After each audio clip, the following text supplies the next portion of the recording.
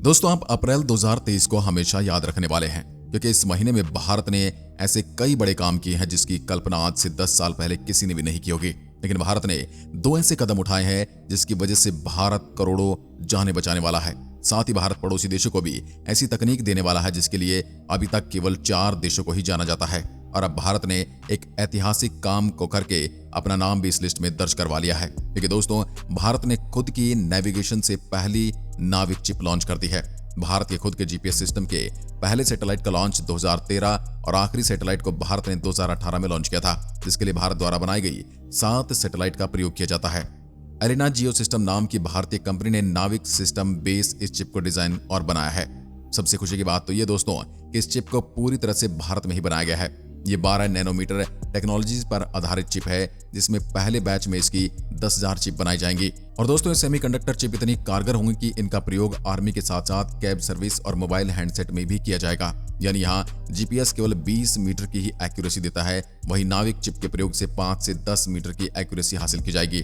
और high accuracy के साथ इसका प्रयोग भारत के बाहर श्रीलंका और बांग्लादेश और नेपाल में भी कर सकते हैं। एलिना जियो सिस्टम आर्मी के लिए इसी चिप के बेस कुछ और communication signal tracking system design कर चुकी है और आगे चलकर इन डिवाइस के बल पर प्रोडक्शन का ऑर्डर भारत इलेक्ट्रॉनिक लिमिटेड को दिया जाने वाला है। अब भारत में सेमीकंडक्टर मैन्युफैक्चरिंग का इकोसिस्टम अभी तक मजबूत नहीं है, इसलिए अभी इन भारतीय चिपों का फैब्रिकेशन ताइवान में किया जाएगा। वहीं एलिना भारत में इन चिप की फैब्रिकेशन के लिए कुछ इंटरनेशनल और भारतीय मैन्युफैक्चरिंग के साथ बात कर चुकी है। हालांकि भारत में पहली बार सेमीकंडक्टर फैब्रिकेशन यूनिट के आने के बाद से ही ऐसा संभव हो सकता है, जिसमें अभी भी 2 से 3 साल का समय बाकी है। नाविक चिप को बनाने वाली कंपनी क्वालकॉम थी और क्वालकॉम के सभी नए 5G हैंडसेट नाविक सपोर्ट हैंडसेट के साथ आना शुरू हो चुके हैं। यानी चाइना के सभी स्मार्टफोन में नाविक चिप का प्रयोग शुरू हो चुका है। अगर इस चिप का प्रयोग ओला उबर कैब सर्विस में किया जाएगा तो फिर लोकेशन ढूंढने की समस्या बहुत कम हो जाएगी। आइए अब जानते हैं कि नाविक चिप के बारे में थोड़ी और जानकारी। नाविक जीपीएस को Indian regional navigational satellite system ISRO के साथ मिलकर विकसित किया गया है। नाविक पूरी तरह से स्वदेशी तकनीक है। पीएम मोदी ने भारतीय मछुआरों को समर्पित करते हुए इस इंडियन जीपीएस का नाम नाविक रखा है। भारतीय क्षेत्रीय नेविगेशन सैटेलाइट सिस्टम को आधिकारिक तौर पर NAVIC कहा जाता है, जो इंडियन नेविगेशन के लिए शॉर्ट टर्म है। नाविक को लेकर दावा किया जाता है कि ज्यादा सटीक होगा, तेज टाइम टू फर्स्ट फिक्स स्थिति अधिग्रहण को सक्षम करता है। 7 सैटेलाइट इसे सपोर्ट करेंगे, जिस कारण इसे अमेरिका स्थित जीपीएस, रूस के ग्लोनास और यूरोप द्वारा विकसित गैलीलियो के बराबर माना जाता है। इसे क्वालिटी में भी ज्यादा अच्छा माना जाता है। सिस्टम का दावा है कि प्राथमिक सेवा क्षेत्र में स्थिति सटीकता 20 मीटर से बेहतर है। क्यों पड़ी नाविक चिप बनाने की जरूरत भारत को? दोस्तों, अपने मन में यह सवाल जरूर आ रहा होगा कि आखिर भारत को इस चिप को बनाने की जरूरत क्यों पड़ी? तो इसलिए आपको कारगिल की घटना को याद करना होगा। जब 1999 में पाकिस्तानी सैनिकों ने कारगिल में पोजीशन ले ली थी, तो भारतीय सेना ने सरकार से जो पहली चीज मांगी थी वो थी कि इस क्षेत्र के लिए ग्लोबल पोजीशनिंग सिस्टम यानी कि जीपीएस डेटा। उस वक्त भारत के पास अपना कोई सिस्टम नहीं था, तो सरकार ने अमेरिका से अंतरिक्ष आधारित नेविगेशन सिस्टम मांगा। उस वक्त अमेरिका ने भारत को इस सिस्टम देने से मना कर दिया था।